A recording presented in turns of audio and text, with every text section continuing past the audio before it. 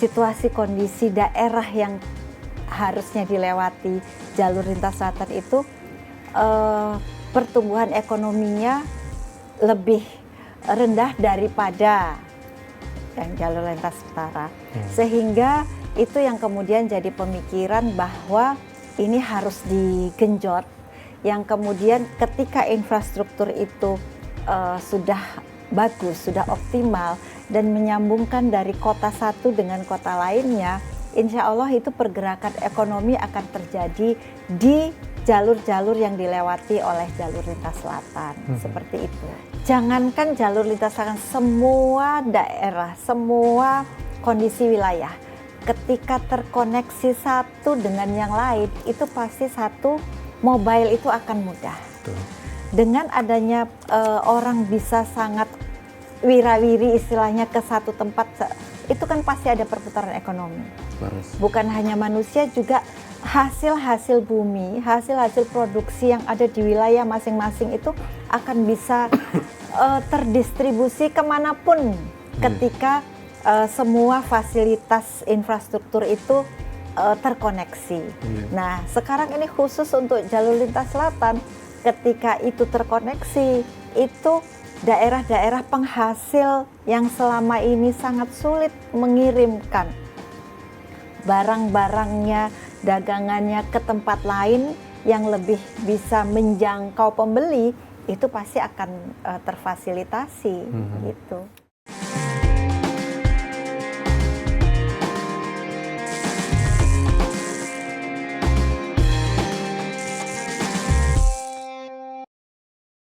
Assalamualaikum warahmatullahi wabarakatuh, dulur-dulur Jawa Timur. Alhamdulillah kita bisa berjumpa lagi dalam Jatim Channel Podcast DPRD Provinsi Jawa Timur.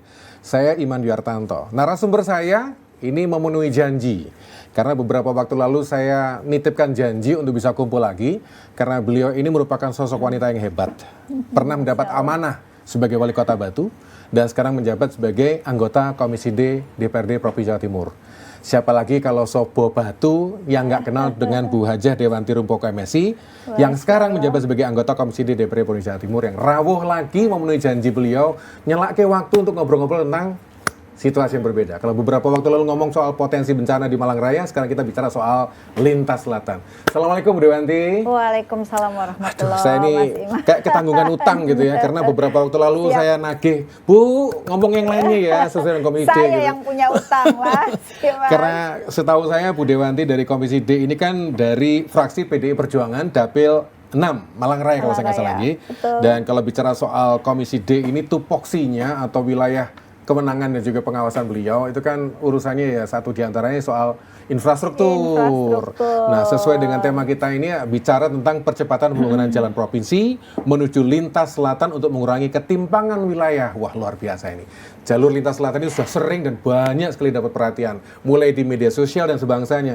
Kalau kita kembali lagi ke Bu Dewanti sebagai anggota DPRD Provinsi Jawa Timur, Komisi D khususnya. Bisa flashback, Bu? Mungkin pemirsa yang lupa, sopo sih saja nih Bu Dewanti. Meskipun tadi saya katakan sudah pernah menjabat wali kota, mungkin Bu Dewanti bisa ceritakan kilas balik sebagai anggota DPRD. Monggo.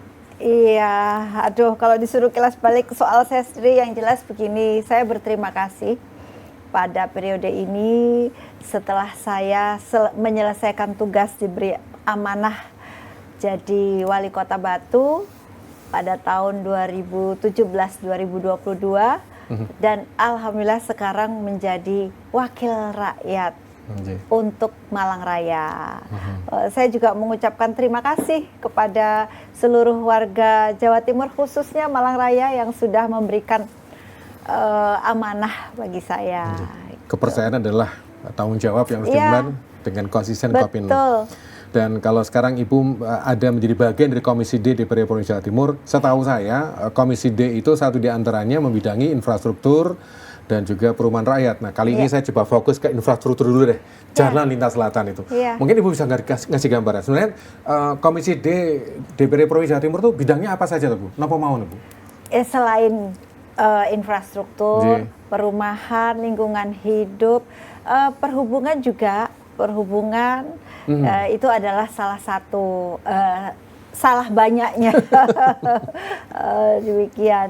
Ya. Salah banyaknya dari Komisi D. Iya, gitu. Ya, kalau namanya salah itu berarti masih banyak. Iya. Perintil-perintil masih banyak. Masih. Nah, Bu Dewanti, sesuai tema kita ya, percepatan pembangunan jalan provinsi menuju lintas selatan untuk mengurangi ketimpangan. Ini cukup unik karena setahu kami gitu ya, bicara tentang jalur lintas selatan udah sering sekali dibicarakan dan dibahas itu. Sekarang ini kalau dikatakan tahapan dan progresnya, situasinya seperti apa sekarang Ibu ya?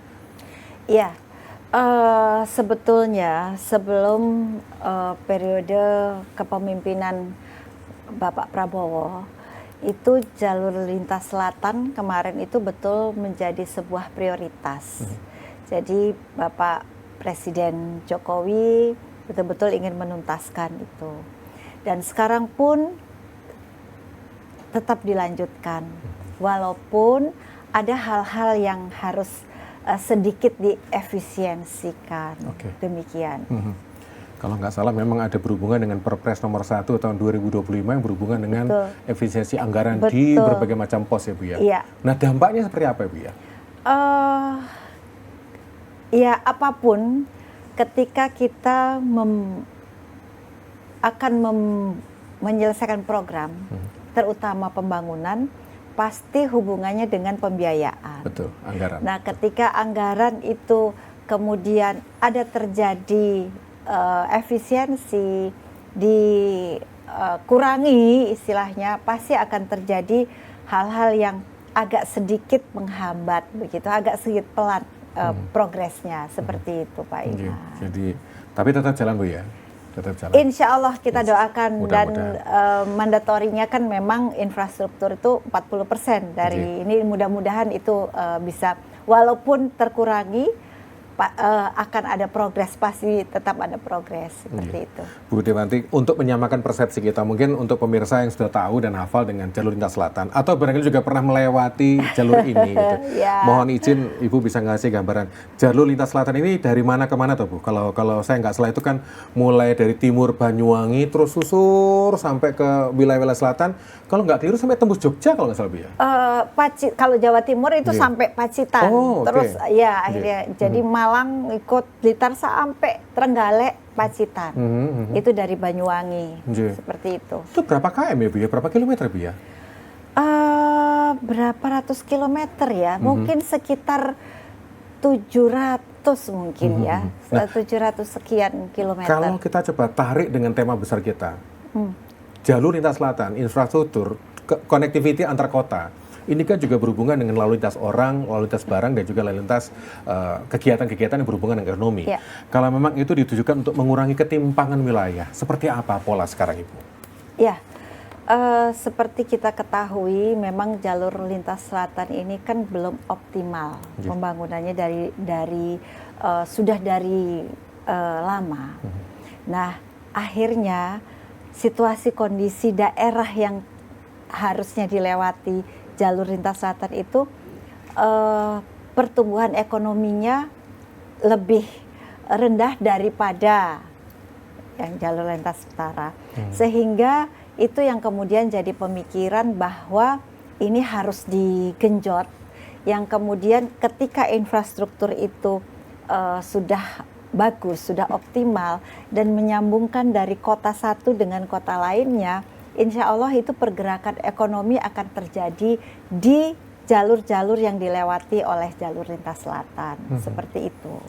Lah kalau Malang sendiri Bu, karena memang Ibu dapilnya dapil Malang Raya, Malang pasti masuk toh CLS ini. Iya. Ya. Kondisi sekarang seperti apa ya Bu ya? Potretnya itu. Ya, sebetulnya untuk pembangunan Malang, terutama melewati daerah kabupaten, ya Pak, dari Lumajang langsung ke Kabupaten Malang, itu sudah selesai dan sudah diresmikan. Tetapi ya kendala kena musibah kemarin itu akhirnya sebagian dari yang di lintas selatan yang di daerah Malang itu terkendala ambles demikian. Kira-kira sekitar 200 meteran lah banyak itu. Karena di jalan yang dilintasi itu ternyata ketika musim penghujan yang sangat deras, ekstrim, Nggih. itu terjadi aliran air di dalam situ. Oh. Mungkin ada sumber atau aliran dari atas gunung. Ketika saya meninjau ke sana, itu belum terjawab. Apakah ini sumber dari dalam yang di sekitar jalan atau aliran dari atas gunung? Demikian. Kami waktu itu bertanya, apakah ketika membangun itu tidak menjadi hal yang dipertimbangkan. Nah, mungkin surveinya itu waktu musim kemarau. Jadi aliran itu ketika itu tidak ada. Yeah. Dan mungkin tidak juga ada bekasnya, demikian, sehingga kok tidak terdeteksi gitu. Nah, ini yang kemudian jadi catatan, mungkin apakah ketika akan membuka jalan baru, ya, survei itu harus dilakukan pada musim penghujan agar supaya aliran-aliran yang muncul di penghujan itu terlihat. Betul. Mungkin itu adalah sebuah masukan atau catatan kami, sehingga hal-hal yang tidak diinginkan ini tidak terjadi seperti itu. Ya, dan sangat sayang sekali karena bagus sekali jalannya itu sudah lebar dan situasi kondisinya itu sangat menunjang, artinya pemandangannya indah. Betul. Ketika orang-orang lewat itu pasti akan sangat senang. Pasti gitu. memang beberapa waktu lalu kan memang beredar dan viral gitu ya, spot-spot di jalur lintas selatan jadi masuk di Instagram, sosial media dan sebangsanya. Dan kalau dibicarakan soal itu potensi wisata, ya setahu saya Malang itu punya Balai Kambang, ada Sendang Biru, betul, ada Kondang Merak, terus ada Gua Cina sebangsanya. Itu apakah ini ada progres untuk menjadi sumber berikutnya bahwa ini potensi wisata yang harus dikembangkan dengan lintas selatannya itu, Bu? Iya, pasti. Ketika fasilitas umum, jalan, infrastruktur itu sudah terfasilitasi dengan baik, pasti dampaknya itu akan terjadi untuk daerah-daerah yang dilewati, terutama pantai-pantai yang sangat indah di Kabupaten Malang. Itu pasti. Iya. Perkembangan sekarang? Apakah sudah ada mungkin dari Malang Raya sendiri, pemerintah kota, pemerintah kabupaten? Perkembangan apa ini? Perbaikan. Begini, karena ada aliran sungai itu, akhirnya ini harus dikaji ulang. Apakah itu akan dibangun kembali atau nantinya akan sedikit dialihkan? Ini masih dikaji ulang, sehingga sekarang ini situasi kondisinya belum diperbaiki yang permanen, tetapi bisa jalan hanya darurat seperti itu. Gitu. Waduh, ini ya kalau harus mungkin melambung sedikit berubah jalan rute ini berarti ngitung lagi ini berarti ya. Betul. Ya, ini adalah kecelakaan lah. Kecelakaan dalam ini. Kalau kita fokus pada situasi dan juga perkembangan, setahu saya, Ibu boleh koreksi saya, ini kalau pemahaman saya, proyek jalur lintas selatan ini sudah dimulai sejak eranya Bu Megawati Soekarnoputri waktu masih presiden. Dan situasinya adalah memang waktu itu Bu Mega sebagai presiden meningkatkan konektivitas dan juga akses ke wilayah selatan Jawa Timur. Kalau bicara soal akses dan connectivity, potensinya seperti apa, Ibu ya? Potensi ini? Jangankan jalur lintas selatan, semua daerah, semua kondisi wilayah, ketika terkoneksi satu dengan yang lain, itu pasti satu mobile itu akan mudah. Betul. Dengan adanya orang bisa sangat wirawiri istilahnya ke satu tempat, itu kan pasti ada perputaran ekonomi. Laras. Bukan hanya manusia, juga hasil-hasil bumi, hasil-hasil produksi yang ada di wilayah masing-masing itu akan bisa terdistribusi kemanapun ketika semua fasilitas infrastruktur itu terkoneksi. Nah, sekarang ini khusus untuk jalur lintas selatan, ketika itu terkoneksi, itu daerah-daerah penghasil yang selama ini sangat sulit mengirimkan barang-barangnya, dagangannya ke tempat lain yang lebih bisa menjangkau pembeli, itu pasti akan terfasilitasi gitu. Otomatis ya. Ya. Oke. Saya coba kembali lagi merefleksi situasi jalur lintas selatan ini yang menghubungkan Pacitan, Trenggalek, Tulungagung, Blitar, Malang, Lumajang, Banyuwangi di timur. Kalau bicara soal progres pembangunannya dengan fakta keadaan sekarang, apakah ada semacam informasi tentang pendanaan? Mungkin pemerintah yang pemerintah daerah yang dilewati oleh yang menghubungkan ini juga melu urunan kira-kira. Karena mereka punya kepentingan atau Bu ya? Ada nggak ya pola seperti itu? Begini, ketika membangun infrastruktur, memang ada pembagian tugas istilahnya, pembagian peran. Yang membangun jalan itu memang pusat. Jadi, tetapi pemerintah daerah itu menyiapkan lahannya semua. Nah, ini yang kadang-kadang situasi kondisi ini yang akhirnya menghambat. Penyiapan lahan itu kan bukan gampang-gampang susah ya, tidak mudah. Iya, betul. Satu, ketika itu daerah umpamanya perhutani, itu mungkin kita bisa berkoordinasi dengan kementerian tersebut. Tetapi ketika lahan itu adalah lahan punya individu, perorangan, satu, kita harus mengganti. Nah, itu kan butuh anggaran. Nah, seperti itu. Kalau yang bersangkutan juga bersedia, gitu, itu adalah hal-hal yang perannya di situ. Jadi pemerintah daerah dalam hal ini kabupaten kota itu harus menyiapkan itu. Selain hambatan anggaran, apakah ada kendala lain Bu yang dari kacamata rekan-rekan Komisi D? Saya rasa anggaran itu adalah kuncinya. Dan tapi juga sosialisasi kepada masyarakat, terutama yang dilewati jalan itu juga faktor yang juga harus disiapkan. Mungkin gitu. Sekarang pengorbanan nanti tahun ke tahun berikutnya kan NJOP-nya naik, lalu ada usaha-usaha ekonomi. Luar biasa. Betul. Setahu saya jalur lintas selatan ini butuh waktu cukup panjang. Sangat. Hampir 2 dekade kalau saya, 20 sekian tahun gitu ya. Dan rentangnya itu hampir 700 km memang.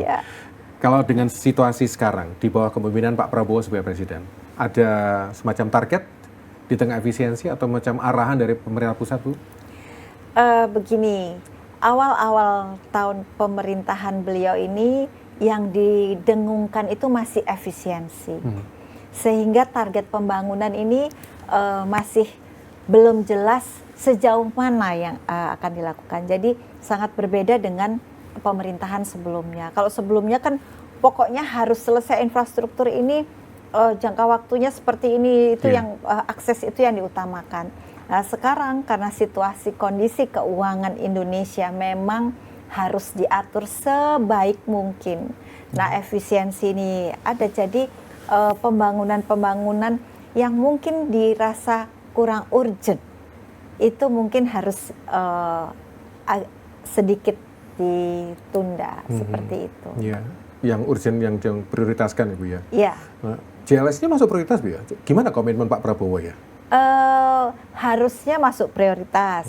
Tetapi ketika efisiensi ini mungkin prioritas, tetapi progresnya mungkin diperlambat. Umpamanya tadinya harus tahun ini selesai, mungkin masih bisa 2 atau 3 tahunnya lagi. Info dari pusat ke pemerintah provinsi dan juga mungkin dibagikan ke rekan-rekan ke parlemen apa, Bu ya, tentang target waktu ini? Saya belum mendapat informasi tentang target waktu. Yang jelas anggarannya itu sebegini, cukupnya berapa itu yang kita jalankan. Oke, baik. Kalau bicara soal penggal, setahu saya jalur lintas selatan ini kan juga dibagi beberapa segmen. Di Tulungagung progresnya kalau nggak salah dari total 50 sekian kilometer baru dapat 37 sekian kilometer. Update sekarang apakah sudah ada perkembangan, Ibu, atau informasi terkini? On progress masih segitu. Jadi ini nanti yang progres berikutnya adalah yang belum dibangun seperti itu. Kalau Malang Raya sih gimana, Bu? Yang Cipratan kira-kira? Sepertinya Malang Raya sampai saat ini belum ada penambahan. Oh gitu ya. Karena setahu saya kan jalur lintas selatan wilayah Malang ini menghubungkan dengan perbatasan Blitar, lalu mulai Balekambang, Kedung Salam yang jalurnya sekitar 18 km kalau nggak keliru. Itu sudah ada info perkembangan terbaru, Bu? Saya kok belum update ya, Iya. saya belum update. Iya. Tapi mudah-mudahan bisa dilaksanakan tahun ini. Kalau untuk Blitar, Bu, kami dapat kabar rencananya, menurut informasi yang kami dapatkan, Kabupaten Blitar pada tahun 2025 itu tuntas, gitu ya. Di Kabupaten Blitar kabarnya panjangnya cuma sekitar 62,8 km gitu ya. Iya. Itu ada perkembangan mungkin dari rekan-rekan parlemen atau provinsi, Bu? Insya Allah itu akan tuntas, ya, di Kabupaten di Blitar. Iya. Di Tuntas Blitar. dalam artian bisa dipakai atau digunakan? Sudah bisa, mudah-mudahan akan bisa diresmikan tahun ini. Ya. Luar biasa ini. Baik, saya coba bergeser ke wilayah lain karena selain untuk pembangunan jalur lintas selatan juga ada pelebaran jalan di Gondang Legi dan Batur yang juga masuk. Ya, Gondang Legi dan Batur. Ini seperti apa, Ibu? On progress sekarang, Bapak. Jadi mudah-mudahan ini bisa terlaksana sesuai dengan waktu yang program yang sudah ditentukan. Mudah-mudahan seperti itu. Bu, kalau sesuai dengan tema kita ya, bahwa jalur lintas selatan ini dibangun untuk mengurangi ketimpangan antara utara dengan selatan. Betul. Nah, kalau bicara soal tadi Ibu juga sudah matur bahwa kalau semua sudah terhubung dengan baik, pasti lalu lintas orang lancar, lalu lintas barang juga lancar, dan ekonomi pasti bergulir dan berputar begitu ya. Dengan adanya JLS ini, ketimpangan seperti apa yang menjadi skala utama? Kira-kira wilayah mana yang nanti akan menjadi potret pertama supaya kelihatan, kroso dampaknya, Ibu? Malang, Tulungagung, Blitar? Mudah-mudahan sih semua bisa berprogres walaupun perkembangannya itu sangat tergantung dari hasil daerah tersebut yang kemudian akan dibawa kemana gitu. Kami berharap semua punya pertumbuhan ekonomi yang lebih dari sebelum ada JLS. Tapi seberapa besar itu sangat tergantung dari potensi daerah masing-masing. Jadi kalau umpamanya Kabupaten Malang itu di daerah sana itu selain hasil pantai juga banyak tebu, pertanian tebu dan juga, nah itu hal-hal seperti itu mungkin yang bisa sangat lebih bisa cepat punya pertumbuhan ekonomi gitu. Perlu Mas Iman ketahui hasil pantai selatan itu ikan tunanya besarnya itu mungkin tingginya seMas Iman. Waduh. Ya itu kalau mau bisa dibayangkan kalau umpamanya dia punya akses yang bagus kemanapun gitu, itu kan bisa sangat berdampak ekonomi. Betul, saya bisa bayangkan dengan dimensi tubuh saya 190 cm itu kalau ikan tunanya segede itu ya. Jadi orang yang memanggul itu ikannya terseret kelewat di lantai, jadi kan lebih tinggi dari umpamanya orangnya 150 atau 160 gitu. Lah dia itu ekornya itu nyeret gitu. Nyeret. Jadi kan Allah. pasti hampir 2 meter mungkin ikannya. Betul. Saya kembali pada potensi wisata, Ibu, karena di sosial media memang sudah marak sekali dan masif. Waktu kemarin Lebaran itu saya juga sempat melihat ada beberapa influencer yang motret situasi jalur lintas selatan dengan pantainya dan segala macam. Nah, kalau bicara soal JLS sendiri sebagai sebuah kawasan pertumbuhan ekonomi dan potensi wisata, itu udah kroso nggak, Bu, ya, untuk Malang misalnya? Ada kroso nggak, Ibu, ya? Begini, ketika infrastruktur itu sudah disiapkan, insya Allah akan ada investor yang kemudian melirik daerah-daerah pantai. Sekarang yang jadi masalah, fasilitas di pantai-pantai selatan itu kan belum optimal. Sehingga seperti penginapan, itu boleh dibilang belum ada. Sehingga orang ke sana itu hanya main sebentar ke pantai, terus sudah pulang, sehingga mereka spend money itu kan hanya sedikit, paling makan ikan bakar, minum air kelapa dan sudah pulang. Tapi ketika ada tempat-tempat penginapan yang representatif, yang hotel bintang 5 bahkan di situ, nah pasti akhirnya kan orang akan tinggal di situ, paling enggak 2 malam, apalagi bisa 3 malam, apalagi bisa seminggu. Nah itu kan akan menjadi sebuah perputaran ekonomi yang luar biasa di situ. Nah fasilitas sudah dibangun, insya Allah ada investor yang tertarik untuk investasi di daerah pantai selatan, itu pasti akan langsung pertumbuhan ekonominya akan bisa 100% berlipat. Mungkin loh. Ya, katakanlah kalau menunggu investor, mungkin ada semacam program badan usaha milik desa seperti di Batu kan juga sudah sukses, jadi percontohan untuk pengembangan wisata. Apakah ada konsep atau rencana ke depan? Misalkan desa wisata di jalur Selat Selatan dan sebangsanya, Ibu? Iya, saya rasa kalau umpamanya desa dengan BUMD-nya itu pasti semua sudah ada. Tetapi kita juga harus sangat sadar bahwa ketika BUMD hanya kan mereka investasinya pasti akan tidak terlalu besar. Betul. Satu itu, kedua juga memanage fasilitas tidak kelasnya itu bukan kelas internasional. Nah, sementara yang punya uang yang untuk bisa membuang uangnya dari itu kan orang-orang yang ya ingin fasilitas yang baik lah. Kenapa saya bilang gitu? Karena contohnya di Batu, ketika belum ada hotel bintang 5, terus terang ya pertumbuhan ekonomi oke, tapi tidak melesat. Tapi karena apa? Ternyata orang-orang Jakarta itu selalu bilang di sana ada hotel bintang 5 enggak? Ada hotel yang gini, pesawatnya pun gini. Di kesana kalau naik pesawat, ada pesawat Garuda nggak? Lewat mana? Ya dulu waktu belum ada Garuda, mereka lewat Surabaya dan itu dari Surabaya ke Malang masih gini masih. Tapi ketika sudah ada Garuda, masuk ke Malang itu luar biasa. Nah ini yang kita mau ngambil pasar di situ, gitu. Jadi ya memang harus investasi yang sekalian punya kelas yang ya dan amunisinya cukup gitu. Betul. Ibu kalau bicara soal menjual potensi sekaligus mengundang investor masuk gitu, apa yang sudah dilakukan oleh Pemprov ya? Mungkin sempat bicarakah dengan rekan-rekan Pemprov untuk strategi ini? Saya belum sampai ke sana soal Pemprov, tapi yang jelas satu, trust kepercayaan investor itu harus dibangun.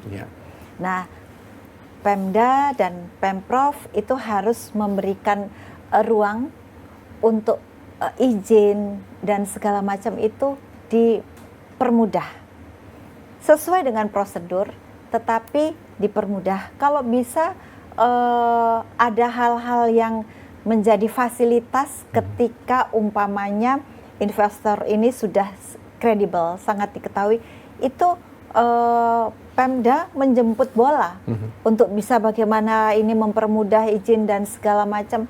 Itu adalah hal-hal yang harus dilakukan agar supaya investor itu mau dengan senang hati melakukan investasi. Ini mumpung ketemu dengan Komisi D, Bu, saya juga pengen tahu yang nama satu sisi pembangunan dengan goal yang cukup besar gitu ya, cukup fantastis, potensi-potensi ekonomi, tapi di sisi lain juga ada upaya-upaya pelestarian lingkungan.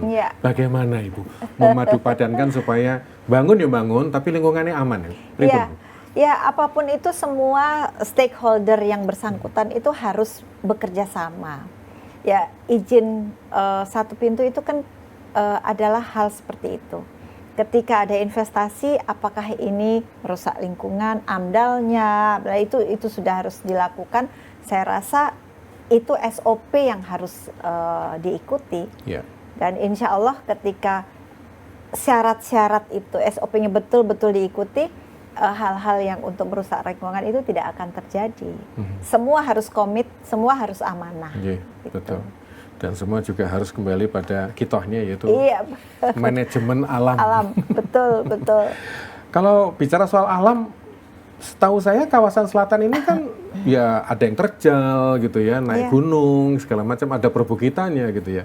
Itu apakah juga menjadi sebuah kendala yang jadi konsideran rekan-rekan proyek ya, Bu ya? Bisa menjadi kendala, tapi bisa juga menjadi sebuah konsep arsitek yang keren.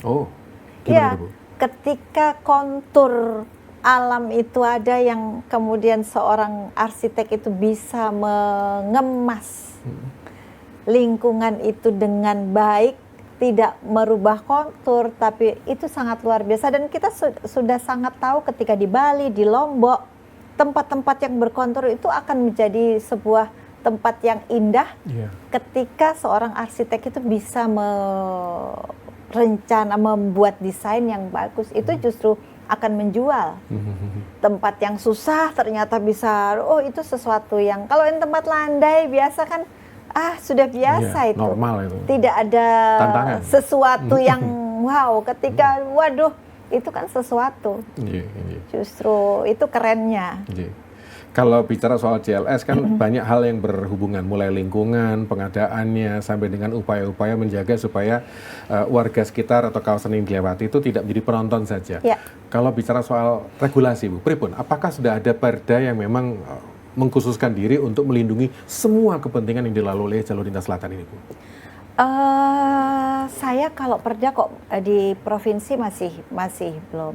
Cuma kalau di daerah tingkat 2 biasanya ketika ada pembangunan di sebuah wilayah, itu pemerintah daerah, kota maupun kabupaten dengan investornya itu punya komitmen bersama bahwa berapa persen dari pegawai yang akan direkrut itu adalah orang daerah tersebut. Seperti itu. Nah, tapi ini yang harus kita perhatikan bersama. Kadang-kadang di daerah itu SDM-nya yang tidak dipunyai. Jadi contohnya ada hotel bintang 5 di situ. Ternyata mau nyari manajer itu nggak ada di situ. Yang qualified, lulusan apa, ini bisa bahasa Inggris, ini nggak ada. Nah, kemudian yang tingkat upamanya supervisornya pun, nggak ada. Tingkat manajemennya, kepala bagian juga nggak ada yang punya. Itu yang menjadi concern, yang ketika ada sebuah usaha yang di situ, mari kita siapkan SDM di daerah kita itu untuk bisa mengakses. Yang akhirnya yang bisa dilakukan apa? Jadi cleaning service-nya. Jadi tukang kebunnya. Jadi itu yang biasanya di daerah seperti itu. Nah, makanya dalam hal ini Komisi E selaku pendidikan itu harus punya juga mensosialisasikan untuk menyiapkan SDM di daerah-daerah. Gitu. Ibu sebagai anggota Dewan secara berkala pasti turun ke lapangan untuk menghimpun dan sekaligus menggali masukan dari warga masyarakat. Nah, terkait dengan keberadaan jalur lintas selatan dalam upaya untuk mengurangi ketimpangan antara utara selatan, Ibu. Suara-suara seperti apa, Bu? Harapan-harapan seperti apa yang dibawa oleh warga masyarakat atau konstituen lah katakanlah seperti itu? Ada masukan seperti itu, Bu? Apa ya suaranya? Saya masih mendengar harapan bahwa setelah dibangun ini pasti akan ada sesuatu yang bisa menjadi harapan mereka. Nah, walaupun ini tidak dalam waktu yang sebentar, jadi tidak besok gitu. Ini kan masih berproses, tapi harapan itu ada. Senyampang ini berproses, harusnya SDM itu disiapkan. Ketika kemudian ada hal-hal restoran aja yang buka di situ, SDM dari sini bisa menjadi chefnya kah atau apanya kah gitu kan, itu yang sebetulnya harus dilakukan sehingga harapan orang-orang itu tidaklah harapan yang akhirnya menjadikan mereka hanya pekerja yang bawahan saja, kasar. Betul. Baik, saya coba merambah ke upaya dalam pembebasan lahan karena seingat saya jalur lintas selatan ini juga melalui kawasan-kawasan yang ada di bawah naungannya perhutani. Betul, dan banyak sekali. Bagaimana, Ibu? Karena kan ada satu sisi ada fungsi hutan lindung, konservasi, tapi di sisi lain juga ada kondisi-kondisi yang diperlukan, tapi di sisi lain potensi bahaya banjir, gundul, longsor, dan sebagainya. Ini seperti apa pola perkembangan dan penanganan manajemennya, Ibu? Iya, yang jelas komunikasi antara Menteri PUPR dan Perhutani itu pasti sudah intens.